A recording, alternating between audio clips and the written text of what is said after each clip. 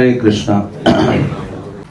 तो आज हम चर्चा करेंगे भगवान का जो विशेष प्राकट्य है श्री जगन्नाथपुरी धाम में और उनके बारे में।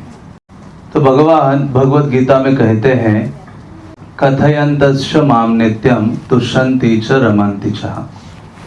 अपने भक्तों के बारे में जब कृष्ण भगवत गीता में वर्णन करते हैं तो कहते हैं जब मेरे भक्त आपस में मिलते हैं मच्चित्तः मदगत प्राणः, तो जिनका चित्त सदैव मुझ में लगा रहता है।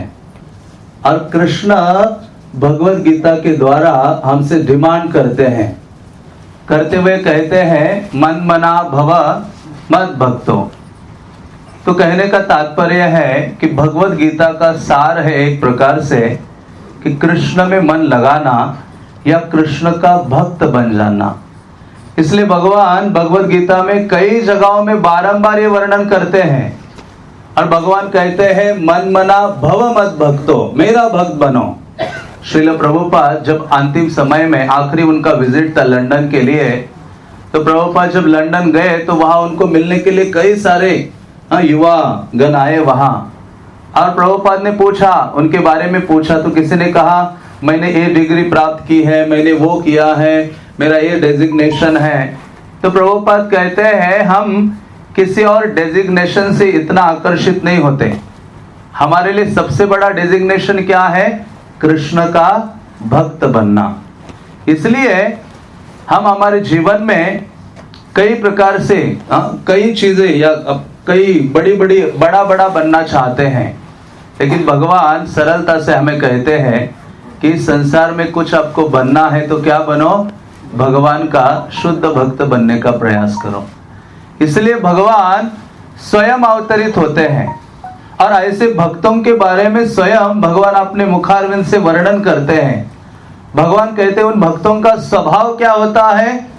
जिनका चित्त सदैव मुझ में लगा रहता है और मैं ही उनके लिए क्या हो? प्राण हो। मदगत प्राणा, मेरे अलावा उनके प्राण क्या हो जाएंगे? दूसरी भाषा में चले जाएंगे। मदगत प्राणा। और ऐसे भक्त जब आपस में मिलते हैं तो उनके चर्चा का जो विषय है, उनकी वार्ता का जो विषय है वो मैं हूं। कथयन्तश्च माम नित्यम, ऐसे नहीं कि कभी कभी।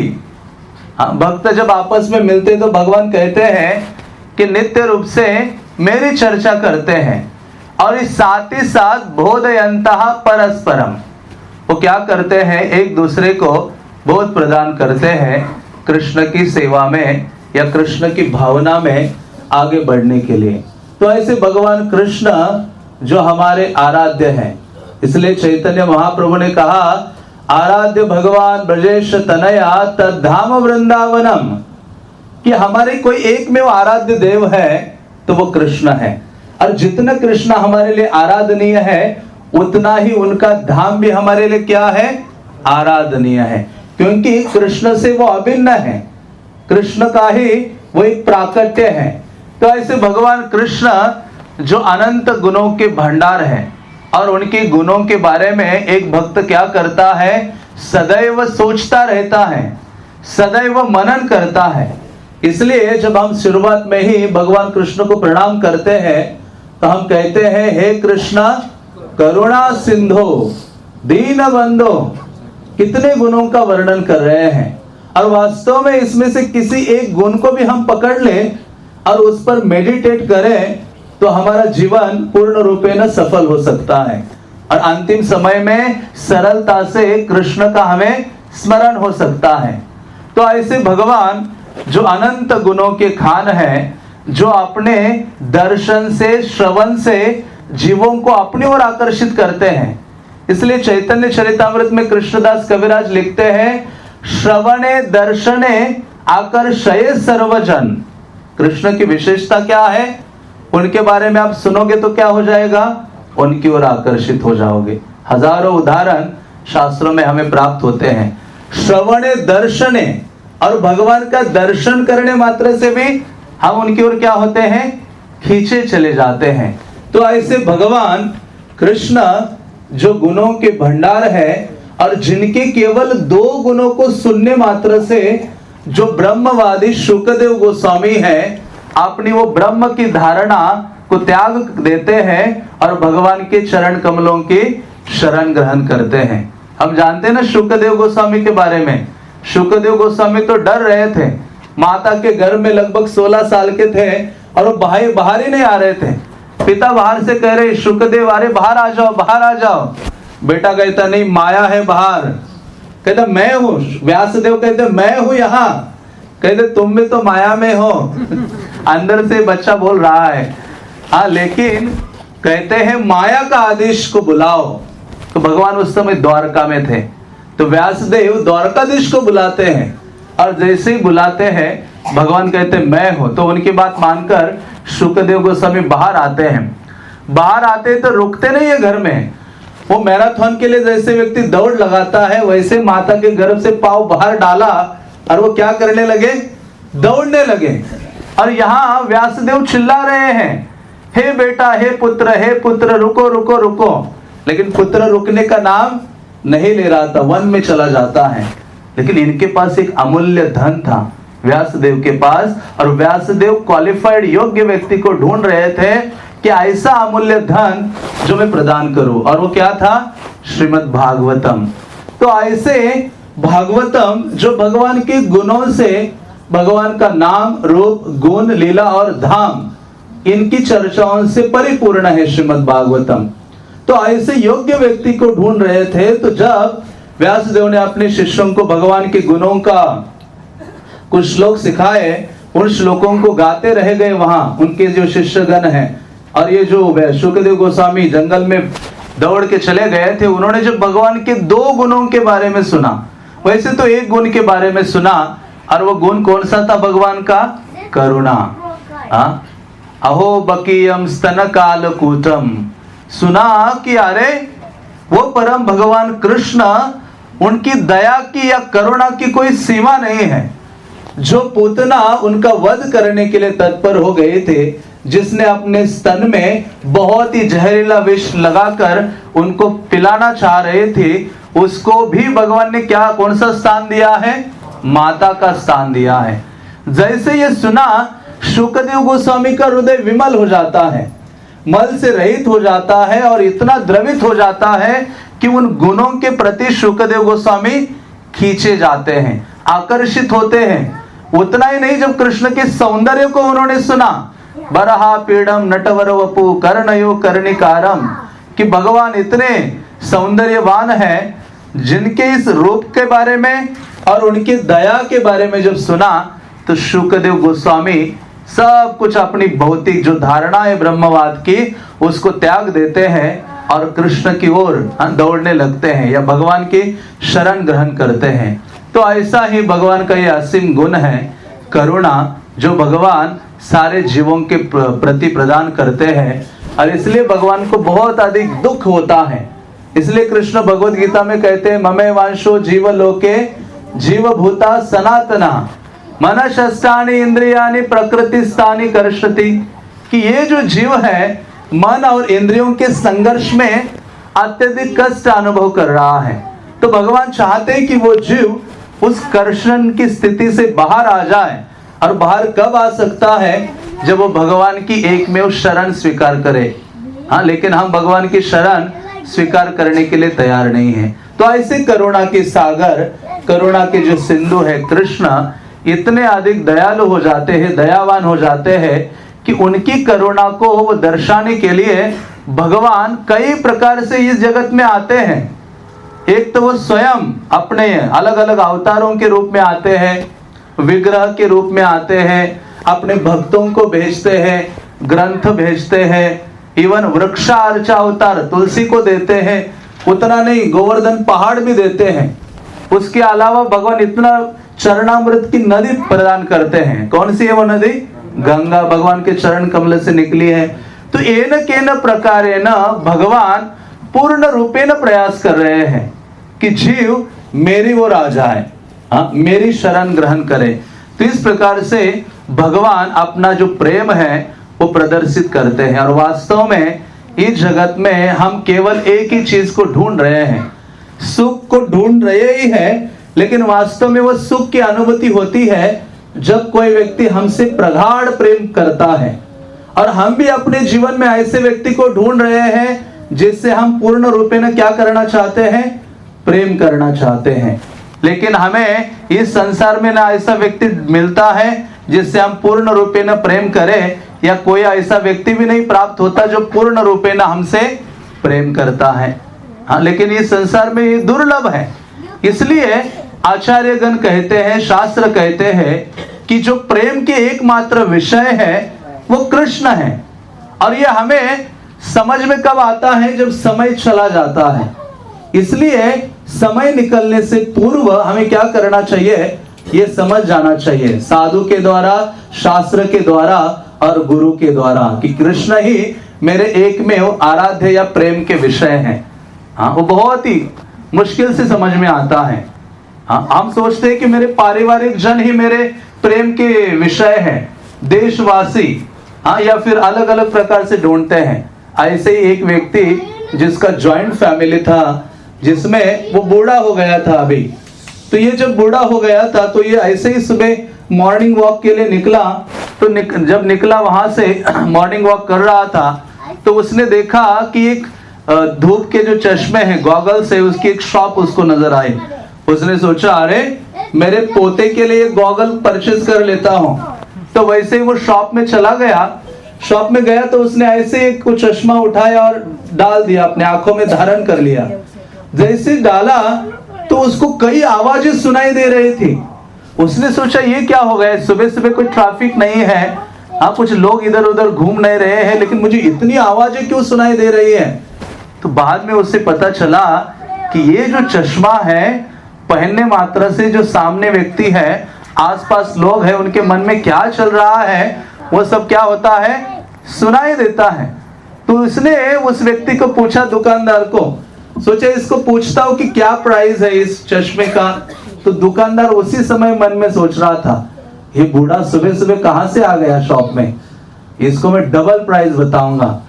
हाँ, तो ये उसको समझ में, जैसे चश्मा डाला इसने, पता चला कि ये तो ऐसा सोच रहा है।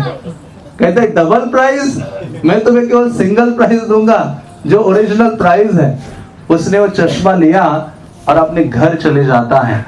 जैसे घर में प्रवेश करता है तो जैसे अंदर गया, अभी ब्रेकफास्ट का समय हो गया था, घर में बहुत ही बड़ी बहू, छोटी बहू, अपने उनके पुत्र आदि थे। तो जैसे ये गए अंदर, तो उसी समय जो बड़ी बहू है या बेटा है बड़ा, वो कहता है ये बूढ़ा सुबह सुबह क्या हो गया इसको, शायद ये सठिया गया है। हाँ, इतना चश्मा काला डाल के यहाँ घूम रहा है सुबह सुबह। हाँ, फिर बहू कहती है कि हम तो सोच रहे थे ये जल्दी मर जाए, और ये तो अभी जवानी की तरह कार्य कर रहा है, अपने आप को दिखावा कर रहा है। तो ये सारी बातें छोटी बहू, बड़ी बहू, उनके बच्चे सब बोल रहे थे, लेकिन बाहरी रूप से प्रेम का दिखावा कर रहे थे। क्यों? क्योंकि जितना प्रॉपर्टी था वो इसी के नाम में था। अब इतनी सेवा का भाव उनके हृदय में उमड़ रहा था, इसलिए कि बस अंतिम समय में वो विल इनके नाम में कर दे और जल्दी चला जाए। तो ऐसी जब सिचुएशन देखी तो उसने सोचा कि वास्तव में इस घर में सब लोग मेरा क्या कर रहे हैं, इंतजार कर रहे हैं कि ये बूढ़े बाबा क्या हो जाएंगे, कब चले जाएंगे। तो ऐसी जब स्थिति में वो सोच रहा था, आज उसको ब्रेकफास्ट भी गले के अंदर नहीं जा रहा था, गले में ही अटक रहा था सारा ब्रेकफास्ट, क्योंकि जिनसे वो इतना प्रेम चाहता था, जिनसे इतना प्रेम करता था, उनसे उसकी उपेक्षा की जा रही थी। और वास्तव में कटु सत्य है इस भौतिक जगत के। इसलिए भागवतम में कई जगहों में इस स्थिति का वर्णन किया है। और उस समय ये सोच ही रहा था तो घर का कुत्ता वहां आ जाता है और उसके तलवे चाटने लगता है। हाँ, एक कुत्ते का स्वभाव है, मालिक का क्या करता है, वो जो पांव है चाटने लगता है। और वो कुत्ता उसकी ओर ऐसे देखकर कहता है, स्वामी महाराज आप तो बहुत सुंदर लग रहे हो आज। क्योंकि कुत्ते का सोचा कि ये क्या सोच रहा है, कुत्ता भी क्या सोच रहा है।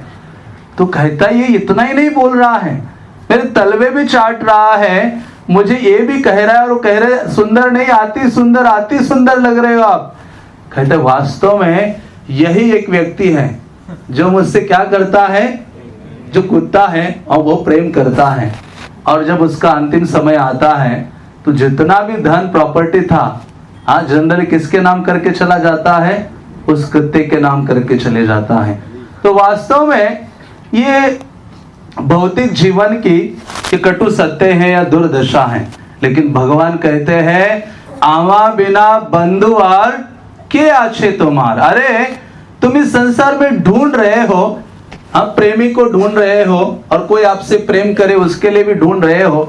हमें अल्टीमेटली प्यास है प्रेम की, और वो प्यास ऐसी है जो अतोषणीय है, जो कभी पूरी नहीं हो सकती। हाँ, तो ऐसी प्यास बुझाने के लिए भगवान ही एकमात्र क्या है, हाँ, प्रेम के विषय है। इसलिए भगवान कहते हैं श्री चैतन्य महाप्रभु, आमी बिना बंधु आर के अच्छे तुम्हार, मेरे के बिना, मुझसे बिना कौन और आपका अच्छा बंधु हो सकता है। तो इसलिए भगवान अत्यंत करुणामय है, अत्यंत करुणा के सागर है। और भगवान का ये जो करुणामय स्वरूप है, अपने विग्रह के रूप में प्रकट होते हैं भूतल में श्री जगन्नाथ देव के रूप में। और उनका जो विग्रह है या भगवान इस रूप में प्रकट होते हैं, भगवान जगन्नाथ के रूप में। और बल्कि कलियुगा में भगवान का ये स्थल है जहां भगवान स्वयं, क्योंकि हर युगों में भगवान अलग अलग स्थानों में निवास करते थे अपने धाम में। हाँ, बद्रीनाथ में है, रामेश्वरम में है, द्वारका में है, अलग इन तीनों युगों में। लेकिन जब कलियुग होता है उस समय स्वयं परम भगवान अपने स्वरूप में विराजमान होते हैं। और उनका वो स्वरूप विग्रह का स्वरूप है जिसमें वो सारे जगत के प्रति अपने करुणा का विस्तार करते हैं। इसलिए ऐसे भगवान जगन्नाथ को पतित पावन कहा जाता है। क्या कहा जाता है? पतित पावन कहा जाता है, या उनको भक्त वत्सल कहते हैं, क्योंकि भक्त वत्सलता की कोई सीमा नहीं है। वो अपने भक्तों से इतना अधिक अफेक्शन, इतना अधिक प्रेम दिखाते हैं, प्रदर्शित करते हैं कि जो लगभग किसी अवतार ने प्रकट नहीं किया था। इसलिए ऐसे भगवान जगन्नाथ जिनको हम देखते हैं वो कैसे खड़े हैं, हाँ, उनके हाथ ऐसे हैं। हाँ, कोई और डीटीज है जो ऐसे सामने हाथ करके खड़ा है, कहते आओ, और वो तैयार है आपका आलिंगन करने के लिए।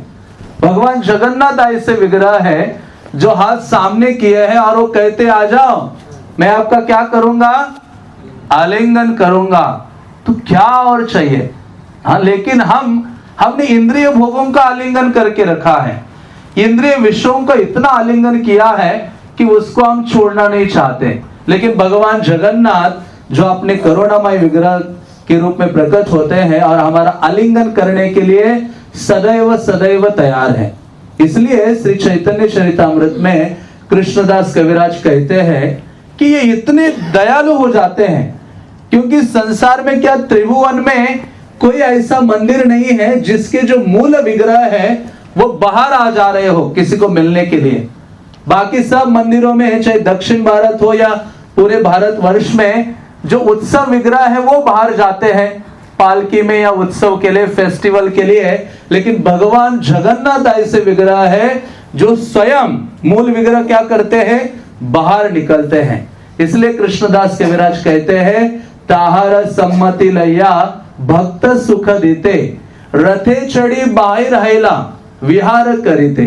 कहते हैं कि रथ यात्रा उनका छल है, बहाना है, लेकिन वो श्री मंदिर में, जहां जगन्नाथ मंदिर में भगवान निवास करते हैं, वहां वो श्री या लक्ष्मी देवी का परमिशन लेकर क्या करते हैं, बाहर निकलते हैं। तो कृष्णदास कविराज कहते क्यों निकलते भगवान जगन्नाथ बाहर, तो कहते हैं भक्त सुख देते। किसको सुख देने के लिए? भक्तों को सुख देने के लिए।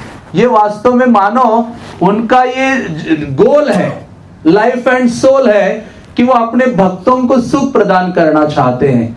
इसलिए वो रथ पर चढ़ते हैं, इसलिए निकलते हैं सारे जगत को अपना दर्शन देने के लिए और सारे जगत को अपना जो करुणा है उसको दिखाने के लिए। तो ऐसे भगवान करुणा के आगार है। जैसे भगवान करुणा के आगार है उसी प्रकार से उनका जो धाम है श्री जगन्नाथपुरी भी करुणा से परिपूर्ण है। शास्त्र कहते हैं कि उस धाम ऐसा है कि वहां जाने मात्र से आप भगवान जगन्नाथ को भूलना भी चाहोगे तभी भी आपको जगन्नाथ को वहां आप भूल नहीं सकते। वहां की हर चीज भगवान जगन्नाथ का स्मरण कराती है। हाँ, उड़ीसा में आप जाते हो, कितने लोग आप जब जगन्नाथपुरी गए हो? अधिकतर। तो वहां उड़ीसा की भाषा भी देखेंगे तो कैसी है? गोल गोल है। तो भगवान जगन्नाथ की आंखें क्या है? पूर्ण रूपेण गोल है। ऐसी आंखें हैं कि जिनमें पलक नहीं है, अपलक है। हमारी पलकें तो हैं लेकिन वो अधिकतर झुकती है या झपक जाती है जब क्या होता है? प्रवचन शुरू हो जाता है। हाँ? जब उसमें कुछ ज्यादा ही जो पलकें हैं नीचे हो जाती हैं। लेकिन अपलक दर्शन, भगवान जगन्नाथ जिनके पास पलकें नहीं है, वो निरंतर अब जो भक्त है या इस जगत के जीवों को निरंतर देखते रहते हैं और वो खुद भी आनंद अनुभव करते हैं। इसलिए जब आध्यात्मिक धाम में व्यक्ति जाता है, या चैतन्य भक्ति विनोद ठाकुर कहते हैं कि व्यक्ति को निश्चित रूप से भगवान के धाम में जाना चाहिए। हाँ, जो इस भूतल में है, वहां जाने से क्या होगा? सबसे पहले तो ये होगा कि हमारी जो मलिन चेतना है, मड़ी कॉन्शियसनेस, वो क्या होगी? शुद्ध हो जाती है। और दूसरा, भगवान के प्रति एक स्वाभाविक आकर्षण हमारे हृदय में जागृत होने लगता है। और तीसरा, भक्ति विनोद ठाकुर कहते हैं, गौरा अमार जे सब स्थाने करिलो भ्रमर रंगे, से सब स्थाने हेरिबो आमी प्रणयी भकत संगे। कि जहां जहां चैतन्य महाप्रभु गए हैं वहां भक्ति विनोद ठाकुर कहते मैं जाना चाहता हूं। लेकिन कैसे जाना चाहता हूं? भक्तों के संग में जाना चाहता हूं। तो ऐसे जो भगवान का धाम है, जो भगवान की करुणा का एक प्रकाश है, करुणा का प्राकट्य है, जहां जाना चाहिए। जगन्नाथपुरी में तो आप सो जाते हैं बहुत ही डीप स्लीप। अभी तो ये सबसे बड़ा सक्सेस है कि किसी को डीप स्लीप आ जाए, है ना? इतनी गहरी नींद पाना मतलब मानो उसने कितनी बड़ी चीज प्राप्त की है अपने मनुष्य जीवन में। वो पॉसिबल ही नहीं है अभी। लेकिन जगन्नाथपुरी में आप सो भी जाते हैं डीप, तो जगन्नाथ कहते हैं कि ये तो पूर्ण रूपेण समाधि में पड़ा है। हाँ, ही इज इन डीप समाधि, मेरे स्मरण में पूर्ण रूपेण लगा है। वहां कोई व्यक्ति चलता भी है तो उस धाम की परिक्रमा कर रहा है। वहां कुछ बोलता भी है तो भगवान जगन्नाथ कहते हैं वो कौन सी कथा कर रहा है? जगन्नाथ कथा कर रहा है। तो आपको कथा का मौका कहा ना भी मिले तो कहा जाना चाहिए? जगन्नाथपुरी। और आप बोलते रहेंगे तो भगवान कहते हैं ये तो मेरा गुणगान कर रहा है। तो इस प्रकार से इवन शिव पुराण में भी वर्णन आता है कि भगवान इतने अधिक दयालु हो जाते हैं कि वहां आने वाले व्यक्ति का 4 प्रकार से वो संसार से मुक्ति प्रदान करते हैं, उसको इस जड़ जगत से मुक्त कर देते हैं। ऐसे भगवान, हाँ, वहां 7 चीजें क्या है? कोई व्यक्ति भगवान का स्मरण करता है वहां तो भी वो मुक्त हो जाता है। कोई व्यक्ति वहां जाकर प्रसाद ग्रहण करता है। और वास्तव में जगन्नाथपुरी जाना मीन्स केवल 2 कार्य करने चाहिए। और वो 2 कार्य कौन से हैं? एक है उनका प्रसाद ग्रहण करना, क्योंकि मैं अभी परसों ही दुबई में क्लास दे रहा था तो मैंने कहा कि जगन्नाथ के प्रसाद की विशेषता है, जगन्नाथ भात जग पसारे हाथ। कि जगन्नाथ का भात ऐसा है कि पूरा जग उनके प्रसाद के लिए अपना हाथ सामने करता है। और ऐसे जगन्नाथ अपनी कृपा अपने प्रसाद के रूप में प्रदान करते हैं। और दूसरा, उनकी कृपा वो प्रदान करते हैं अपने दर्शन के द्वारा। तो इसलिए शास्त्र कहते हैं जब भी कोई व्यक्ति जगन्नाथपुरी जाता है तो उसको 2 कार्य अधिक से अधिक करने चाहिए। एक है आकंठ भोजन, कंठ तक खाना चाहिए कि कोई और चीज अंदर ना जाए, इसलिए कंठी माला पहनते हैं कि यहां तक चला जाया तो। और दूसरा, जितना अधिक हो भगवान जगन्नाथ का दर्शन करना चाहिए। और शास्त्र कहते हैं कि वहां रहने से, वहां का दर्शन करने से, वहां की यात्रा करने से और वहां शरीर त्यागने से भी भगवान जगन्नाथ उसको अपना स्थान प्रदान करते हैं। तो इसलिए ये ऐसा जो धाम है, धाम शब्द का क्या अर्थ है? श्रील प्रभुपाद भागवतम में लिखते हैं धाम का मतलब है जहां भगवान निवास करते हैं। जहां भगवान निवास करते वो स्थान धाम है। या दूसरी जगह श्रील प्रभुपाद लिखते हैं कि जिस स्थान में भगवान के साथ बहुत ही सरलता से अपना संबंध स्थापित कर सकते हैं, उस स्थान को भी क्या कहा जाता है? धाम कहा जाता है। तीसरी चीज बताते हैं कि जहां नाम, रूप, गुण और लीला का वर्णन होता है प्रचुर मात्रा में, वो स्थान भी क्या बन जाता है? भगवान का धाम हो जाता है। और चौथी चीज क्या है? तुम्हारा हृदय सदा गोविंद विश्राम, कि भगवान का जो शुद्ध भक्त है उसका हृदय भी क्या बन जाता है? धाम बन जाता है, जिसमें भगवान गोविंद आकर निवास करते हैं। इसलिए शास्त्र और भी एक चीज कहते हैं, विशेष रूप से श्रील भक्ति विनोद ठाकुर कहते हैं, जय स्थाने वैष्णव गण से स्थान वृंदावन। क्या है? जय स्थाने वैष्णव गण से स्थान वृंदावन। तो हो सके कि हमें मौका नहीं मिल रहा है धाम में जाने का, लेकिन धाम प्रकट हो सकता है हमारे पास जिस स्थान में क्या हो? वैष्णव गण हो। जहां वैष्णव गण है वहां भगवान का नाम, रूप, गुण, लीला आदि है, और वह धाम फोर्सफुली प्रकट हो जाता है। इवन भगवान स्वयं ही कहते हैं, नारद मुनि जब भगवान से मिलते हैं तो नारद मुनि कहते हैं कि हे कृष्णा, मैं तो भ्रमण करता हूं, आपके लीला गुण आदि का वर्णन करता हूं, तो वहां मुझे लोग पूछते हैं कि भगवान कहाँ निवास करते हैं। तो भगवान को नारद पूछते हैं कि आपका एड्रेस बताइए। तो भगवान कहते हैं कि यत्र गायन्ति मद भक्ता तत्र तिष्ठामि नारद, कि हे नारद, जहां मेरे भक्तगण मिलते हैं आपस में और मेरा गान करते हैं, तो वहां मैं क्या होता हूं? निवास करता हूं। हरे कृष्णा कृष्णा कृष्णा हरे हरे, हरे राम राम राम हरे हरे। तो ऐसे भगवान जगन्नाथ जो अत्यंत दयालु है, जो करुणा के सागर है, उनका धाम उनको अत्यधिक प्रिय है। इसलिए भगवान देखो कितने अपने धाम से आसक्त हैं कि जो उनका धाम है उसका नाम अपने नाम से रख दिया उन्होंने। हाँ, जगन्नाथपुरी का नाम किसके नाम से रख दिया? खुद के नाम से रख दिया। पुरुषोत्तम क्षेत्र जगन्नाथपुरी, खुद का ही नाम लगाया। इसका मतलब वो किससे अधिक प्रेम करते हैं? अपने धाम से कितना प्रेम करते। क्यों? कोई पूछ सकता है कि भगवान को अपने धाम से इतना अधिक लगाव क्यों है? क्योंकि वहां उनके प्रिय भक्तगण निवास करते हैं। इसलिए किसी भी आध्यात्मिक स्थान में जाते हैं तो व्यक्ति को तीन चीजें जानने का प्रयास करना चाहिए। एक है धाम, और धाम की जो महिमा है उसके बारे में जानना चाहिए। और दूसरा है धामी। धामी मतलब जो धाम के आराध्य देव है। तो जगन्नाथपुरी जो धाम है उसकी महिमा से हमें अवगत होना चाहिए। और दूसरा वहां के जो परम ईश्वर है जिनको धामी कहा जाता है, तो वो उनके बारे में भी व्यक्ति को जानना चाहिए कि किस प्रकार से भगवान अपने भक्तों के साथ प्रेममय आदान प्रदान करते हैं। और तीसरी चीज क्या है? धामवासी, कि जो धाम के निवासी हैं, हाँ, उनके बारे में भी जानना चाहिए। और ये जानना चाहिए कि धाम के निवासी भगवान को सबसे अधिक प्रिय है। इसलिए वृंदावन दास ठाकुर चैतन्य भागवत में लिखते हैं, अहो तत्क्षेत्र महात्म्यम गर्धोभ्योपि चतुर्भुजा यत्र प्रवेश मात्रेण न कशापि पुनर्भव। कहते जगन्नाथपुरी के बारे में मैं क्या बोलूं। वृंदावन दास ठाकुर जब वर्णन करते कि चैतन्य महाप्रभु जगन्नाथपुरी में प्रवेश किए, जैसे प्रवेश किए चैतन्य महाप्रभु आनंदित हो गए और इतने दौड़े वहां से भगवान जगन्नाथ को देखने के लिए, और देखते ही उनका आलिंगन करना चाहा और वो आलिंगन नहीं कर पाए, लेकिन वहां ही जगन्नाथ को देख के क्या होते हैं? मूर्छित हो जाते हैं। तो प्रभुपाद एक जगह लिखते हैं कि वास्तव में ये असली दर्शन है। देखने मात्र से व्यक्ति को क्या हो जाना चाहिए? मूर्छित हो जाना चाहिए।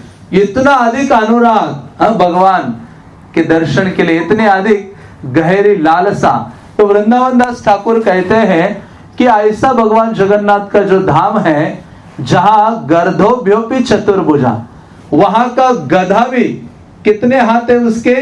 400 है, 4 भुजाओं वाला है, भगवान का पार्षद है। तो अब सोचो बाकी जो भगवान के सेवक वहां नियुक्त हुए हैं वो कितने महान हैं। लेकिन जनरली हम भगवान के धामों में जाते हैं तो तो वहां के लोगों को एक अलग नजर से देखते हैं। देख, और बहुत, चाहे वो हम हमेशा उनके साथ लड़ते हैं, झगड़ते हैं और सोचते हैं ये पैसे के लिए हमारे पीछे लगे हैं। कितनी प्रकार से हम उन धामवासियों के बारे में सोचते हैं, कितने प्रकार के अपराधों से हम गुजरते हैं, उसकी कोई कल्पना नहीं है। लेकिन हमें वो सब चीजें सहन करनी चाहिए, क्योंकि हम वास्तव में उनके सामने अपने आप को देखेंगे तो हम नगण्य हैं, तुच्छ हैं, कि भगवान के इतने प्रिय है कि भगवान ने उनको अपने नजदीक रखा है और हमें कहा दूर दूर फेंक दिया है, नहीं, इतना दूर दूर भेज दिया है।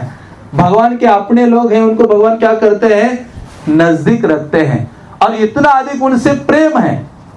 कई बार मैं भक्तों से सुनता हूं कि जगन्नाथपुरी जाते तो उनको पंडों से बड़ी शिकायत रहती है कि वो हाथ धो के पीछे लगे रहते हैं, अब मानो उनसे छुटकारा मिल जाए, ऐसा कई बार सोचते हैं। लेकिन वास्तव में भगवान जगन्नाथ उनसे अत्यधिक प्रेम रखते हैं। इवन रामानुजाचार्य के बारे में हम सुनते हैं। रामानुजाचार्य जब जगन्नाथपुरी आए तो उन्होंने देखा कि यहाँ की जो विधि है वो बिल्कुल ही अलग है, भगवान जगन्नाथ की जो सेवा विधि है। तो उनको लगा कि ये उचित नहीं है, मुझे शास्त्रों के और आधार पर, पंचरात्र आदि इनके आधार पर इन यहाँ के सेवकों को एक उचित विधि सिखानी होगी। तो उन्होंने कहा, राजा को कहा कि कल मैं क्या करूंगा, इन सारे पंडाओं को क्लास, उनको ट्रेनिंग दूंगा, पूजा अर्चना की विधि उनको सिखाऊंगा, मंगल आरती से लेकर शाम को शयन आरती तक। तो उस रामानुजाचार्य ने कहा कि सब लोग उपस्थित हो जाने चाहिए, जगन्नाथ के सेवक। और रामानुजाचार्य रात्रि में पुरी में अपने मठ में सोने के लिए चले गए।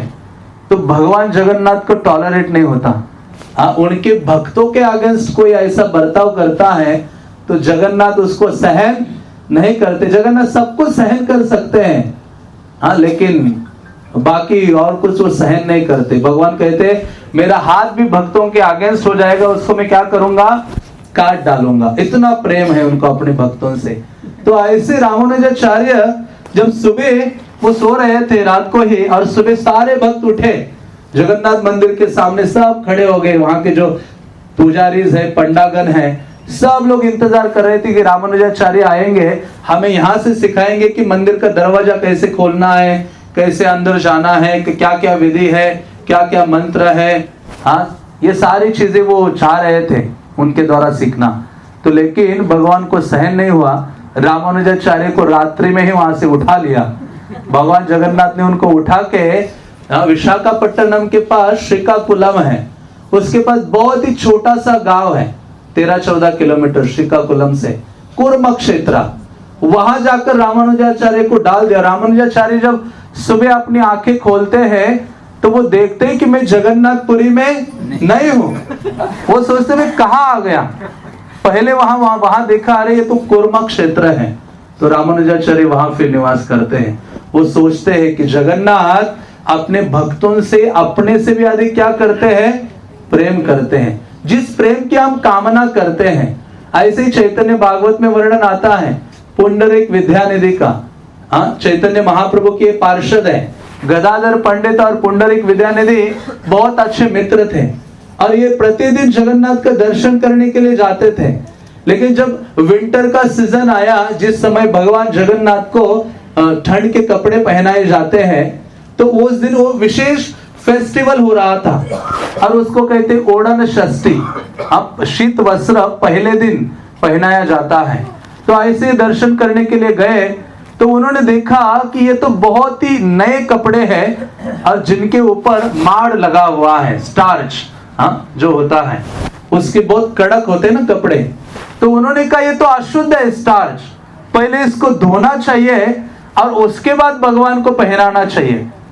और जो उनके सेवक थे पंडा, उन्होंने भी वैसे ही कपड़े पहने थे स्टार्च से युक्त। तो उन्होंने सोचा ये कैसे, इनको ज्ञान नहीं है, या ऐसे कपड़े जगन्नाथ को पहनाते हैं।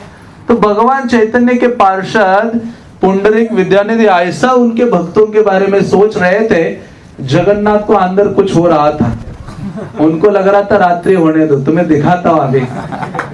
भगवान जगन्नाथ ने देखा जब संध्या हो गई तो ये पुंडरीक विद्यानिधि अपने रूम में जाकर लेट गए। तो जगन्नाथ बलराम को कहते, बलराम चलो अभी बाहर निकलते हैं, क्योंकि कुछ भी ऐसा कार्य करना होता है तो ये तीनों निकलते हैं अपने मंदिर से, श्री मंदिर से बाहर जाते हैं और जाकर पुंडरीक विद्यानिधि बड़े सो रहे थे आराम से, भगवान जगन्नाथ जाते हैं और उनके जाकर जगन्नाथ जी छाती पर बैठते हैं। हाँ, वैसे तो कहते कि बलराम बैठ गए और उनको इतना मारने लगे, हाँ इतना मारा, तो अभी बलराम उनके छाती में थे, मार रहे थे, भगवान जगन्नाथ कहते अभी तुम नीचे उतर, मुझे चढ़ने दो।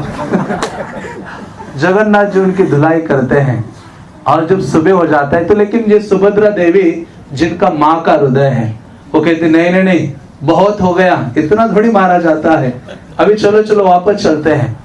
तो जब सुबह हो गई तो ये रोज प्रतिदिन जगन्नाथ का दर्शन करने के लिए जाते हैं। तो जी निकले तो इन्होंने ऐसे कपड़ा डाल के जा रहे थे, क्योंकि उनके गाल का साइज क्या हो गया था, ऐसे बड़ा हो गया था। तो वृंदावन दास ठाकुर चैतन्य भागवत में अंतिम लीला का वर्णन करते हैं, तो ये सब गदाधर पंडित आदि कहते कि क्या हो गया, कल आपको मिला था तो आपका साइज ठीक था, हाँ लेकिन अभी सुबह सुबह आपका साइज इतना बढ़ गया है। तो उन्होंने हाँ इसका वर्णन किया। तो इस प्रकार से कहने का तात्पर्य है कि भगवान अपने भक्तों से अत्यधिक प्रेम करते हैं, और ये वास्तव में भगवान जगन्नाथ की ये विशेषता है। इसलिए शास्त्र कहते हैं कि ऐसे करुणा के सागर, दया के जो पूर्ण भगवान हैं, उनकी व्यक्ति को आराधना करनी चाहिए और उनके बारे में क्या करना चाहिए, जानने का प्रयास करना चाहिए। तो भगवान हमसे कुछ आकांक्षा नहीं रखते, जगन्नाथ कुछ हमसे मांगते नहीं हैं, लेकिन कुछ मांगते हैं तो एक ही चीज मांगते हैं, और वो क्या है, वो हमारा मन चाहते हैं। इसलिए गीता में भगवान बारंबार क्या कहते हैं, आप मुझे क्या प्रदान करो, मन प्रदान करो, मन मनहा भव मद भक्तो, कि आप मुझे मन दो बारंबार। लेकिन हम सब कुछ देना चाहते हैं, लेकिन कृष्ण को अपना मन देना नहीं चाहते। इसलिए हम वो सुनते हैं, जयपुर की जो राजकुमारी थी विष्णुप्रिया, हाँ जिनके पेरेंट्स जय सिंह, राजा जय सिंह जयपुर के डिवोटी थे, और वो एक बार जगन्नाथपुरी गए थे अपनी पत्नी चंद्रावती के साथ। वहां जगन्नाथ का उन्होंने दर्शन किया, प्रसाद आदि लिया, इतनी महिमा सुनी, और जब वो वापस आ गए वो जगन्नाथ के स्मरण में निमग्न रहते थे। और ये जो रानी थी, उनको पुत्री जब हुई उसका नाम उन्होंने विष्णुप्रिया रखा, और ऐसी विष्णुप्रिया भी भगवान की भक्त थी। लेकिन ये रानी चंद्रावती जब बहुत अधिक बीमार हो गई, इतनी बीमार हो गई कि मारो मरणासन्न, मृत्यु बहुत नजदीक था उनके। तो ये जो उनकी पुत्री थी विष्णुप्रिया, वो भगवान से प्रार्थना करने लगी, वो कहने लगे कि मानो कोई भगवान है ही नहीं, क्या सारे पत्थर की मूर्ति बन गए हैं जो मेरी माता के दुख का निवारण नहीं कर पा रहे हैं। तो ऐसा वो सोचते जा रहे थे, बोल रहे थे। उनके महल के बाहर देखा कि एक व्यक्ति जोर जोर से भगवान के गीत गाते हुए जा रहा था, गीत गाते हुए जा रहा था। तो उसको लगा कोई भिक्षुक गाते हुए जा रहा है। लेकिन आपने जब सेविकाओं को भेजा, सेविकाएं जब वहां गई तो देखा कि एक जगन्नाथपुरी से एक सन्यासी है जो जगन्नाथ के गीत गाते हुए जा रहा है जयपुर में। और जब ऐसे उन्होंने देखा तो उस व्यक्ति से मिले वो सेविकाएं, और उन्होंने जगन्नाथ का प्रसाद प्रदान किया, कहा रानी को ये दे दो, उससे वो ठीक हो सकती है आज भगवान जगन्नाथ को प्रार्थना करने से। तो कालांतर में वो ठीक भी हो जाती है। लेकिन जयपुर के जो राजा हैं, कोई भी जगन्नाथपुरी से आता है तो उनकी क्या करते थे, बहुत प्रशंसा और सेवा आदि करते थे। तो ऐसे एक बार एक पंडा आया जयपुर में, और वो कुछ दिन रहा और जाने लगा जगन्नाथपुरी। जब जा रहा था तो राजा और रानी ने उनके लिए बहुत दक्षिणा, सोना और रत्न आदि दे दिए। तो इस जो राजकुमारी है उसको लगा भगवान जगन्नाथ के लिए मैंने कुछ देना चाहिए, क्या दे दूं मैं। तो सोचने लगी कि हे भगवान, आपको मैं क्या दे सकती हूँ। आपके तो सेवा में कौन लगी हुई है, लक्ष्मी सहस्र शत संभ्रम सेव्यमानम, हजारों हजारों लक्ष्मियां आदर के साथ आपकी सेवा में लगी है, तो आपको मैं रत्न सुवर्ण आदि क्या दे सकती हूँ। इसलिए जब वो और डीप सोचने लगी तो राजकुमारी को पता चला कि जगन्नाथ के पास एक चीज मिसिंग है, एक चीज की कमी है। तुरंत वो क्या करती है, पेन लेकर आती है ताल पत्र लेती है, कस्तूरी को कस्तूरी की शाई बनाती है, इंक बनाती है और उसके द्वारा उस पेपर में एक मैसेज लिख देती है और जिसको एक छोटे से सुंदर बक्से में डाल के उस पुजारी को देती है, पंडा को, और वो कहते कि अब तुम इसको लेकर जगन्नाथपुरी जाना, ये जगन्नाथ के लिए मेरी भेंट है। अभी ये जो पंडा है इसका सारा ध्यान उस बॉक्स पर था कि क्या दिया हुआ है यार, उसको ये सारी जो चीजें दी थी उसमें वो ध्यान नहीं था। वैसे होता है, हमारे सामने प्रसाद उनकी प्लेट होती है, उससे ज्यादा ध्यान हमारा दूसरे प्लेट में रहता है कि वहां क्या सर्व हो रहा है। तो यहाँ इस कितनी चीजें थी उसमें संतुष्ट नहीं था, वो सोचते जगन्नाथ के लिए क्या उस बक्से में कुछ तो मूल्यवान होगा, राजकुमारी ने दिया है। तो फिर वो क्या करता है, पूरी पहुंचने से पहले रास्ते में खोल देता है, खोल के देखता है ये क्या है, कागज का टुकड़ा है। कहते पागल है राजकुमारी, उसको फेंक देता और निकल जाता। और जब जगन्नाथपुरी पहुंचा, वहां जाकर वो सो रहा था, तो भगवान जगन्नाथ सपने में आते हैं। कहते कैसे तुम निष्ठुर हो, तुम्हारे लिए जितने भी भेंटे दे थे वो सब तुम बड़े ध्यान पूर्वक अपने साथ लेके आए। राजकुमारी ने पर्सनली मेरे लिए कुछ दिया था, उसको तुमने क्या कर दिया, फेंक दिया। लेकिन अरे मैंने वहां से उठा के अपने साथ अभी ले आऊं, कल सुबह सुबह आ जाना मॉर्निंग में, देखना जहां मेरा ये लॉकेट है जो मैं धारण करता हूं, जब कौस्तुभ मणि का निवास है वहां वो एक टुकड़ा वहां लटका हुआ है, वो आकर देखो। तो सही में ये डर जाता है, कहता है, और सुबह वो निकलता है और जाता है। तो सारे पुजारियों के साथ जब जगन्नाथ का दर्शन खोलता है और सामने देखते सभी लोग कि कोई चीज जगन्नाथ की यहाँ लटक रही है, वो कागज का टुकड़ा था। और मेन जो पुजारी है वो लेते हैं और वो क्या करते, पढ़ने लगते थे। उसमें क्या लिखा था इस राजकुमारी ने, राजकुमारी लिखती है, रत्नाकरस्तव ग्रहं गृहिणीं च लक्ष्मी किं देयमस्ति भवते पुरुषोत्तमाय आबीर गोपललनार्त मानसाय दत्तम मनस ददनु मे कृपया ग्रहाना। तो वो लिखती है, रत्नाकरस्तवम ग्रहं गृहिणीं च लक्ष्मी, हे कृष्णा जो क्या मैं आपको रत्न कैसे दे सकती हूँ, क्योंकि रत्नाकर की बेटी ही लक्ष्मी है, समंदर की पुत्री है ना लक्ष्मी, जिनमें रत्न प्राप्त होते हैं, वही आपकी सेवा में लगी है। कि किम देयम अस्ति भवते पुरुषोत्तमाय, हे पुरुषोत्तम भगवान मैं आपको और क्या दे सकती हूँ इस संसार का। लेकिन मैं समझ गई हूँ एक चीज आपके पास नहीं है, वो चीज मैं आपको दे रही हूँ।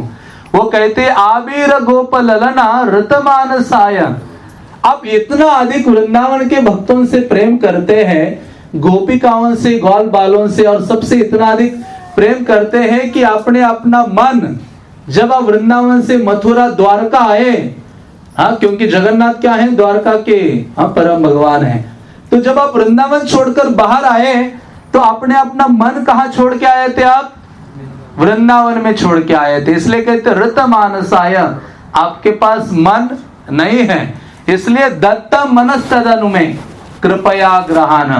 हे कृष्ण, हे पुरुषोत्तम, हे जगन्नाथ देव, मैं अपना मन आपको दे रही हूं, कृपा करके आप क्या कीजिए, इसको ग्रहण कीजिए। और वास्तव में जगन्नाथ चकित हो जाते, कहते ये क्या बोल रही है राजकुमारी।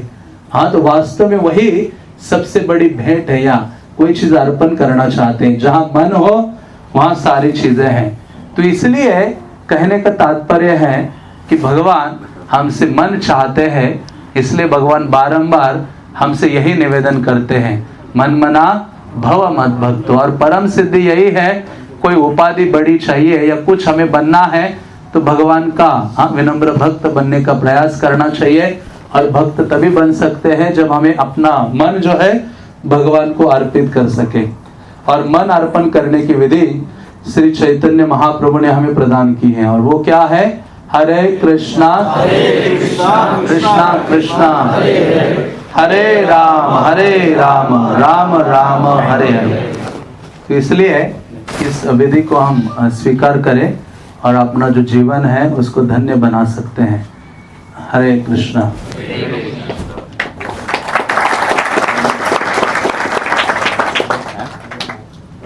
please explain it. हरे कृष्णा। तो मैं जगन्नाथ भगवान के बारे में जानबूझ के ही बोल रहा था।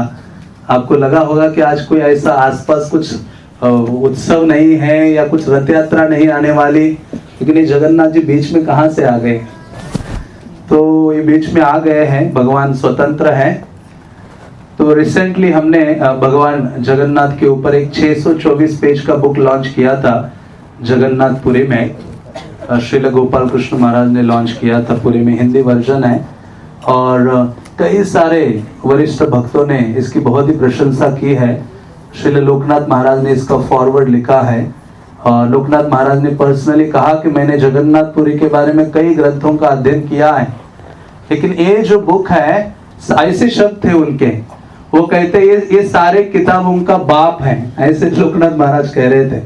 जब पुरुषोत्तम महाराज ने इसको देखा तो महाराज बहुत गंभीरता से इसके गोत्र हुए और लगभग एक साथ मेरे साथ चर्चा करते हुए पुरुषोत्तम महाराज ने कहा कि तुमने इस बुक में जगन्नाथ से संबंधित ऐसी कोई भी चीज नहीं बची। पुरुषोत्तम महाराज कहते हैं, भक्ति पुरुषोत्तम महाराज की सारी चीजें इस एक बुक में आ गई हैं। तो ये हमारा विनम्र प्रयास है, भगवान जगन्नाथ से संबंधित उनका जो धाम है, उनके जो प्राकट्य के 3 अलग अलग कथाएं हैं, बहुत ही विस्तृत रूप से कैसे जगन्नाथपुरी में प्रकट हो जाते हैं, द्वारका में प्रकट हो जाते हैं, वृंदावन में प्रकट हो जाते हैं। फिर भगवान का जो श्री मंदिर है जगन्नाथपुरी, उसके अंदर जितने भी छोटे छोटे टेम्पल्स भी क्यों ना हो, उनका बहुत ही विस्तृत रूप से परिचय है। भगवान का डेली शेड्यूल है, उनके हजारों भोगाज उनके नामों के साथ कि कितने भोगाज लगते हैं, उनके क्या अलग अलग प्रकार से लगते हैं, या उनका जो प्रसाद है उसकी महिमा है, उनके भगवान के सारे जो वेश आदि है, भगवान का रथ यात्रा, जितने फेस्टिवल्स है, जितना भी हो सके विस्तृत वर्णन करने का प्रयास किया है। जितना भी भक्तों से सुना था या पढ़ा था, और लगभग 15 या 16 साल जगन्नाथपुरी कई भक्तों के साथ यात्रा में जाने का मौका मिला था, उन सबको लेकर एक विस्तृत बुक लाने का प्रयास किया है। इसका नाम है भक्त वत्सलता का आश्रय स्थल श्री जगन्नाथपुरी। जगन्नाथपुरी धाम के श्रील प्रभुपाद के निताय गौर प्रेमानंदे। हरे कृष्ण।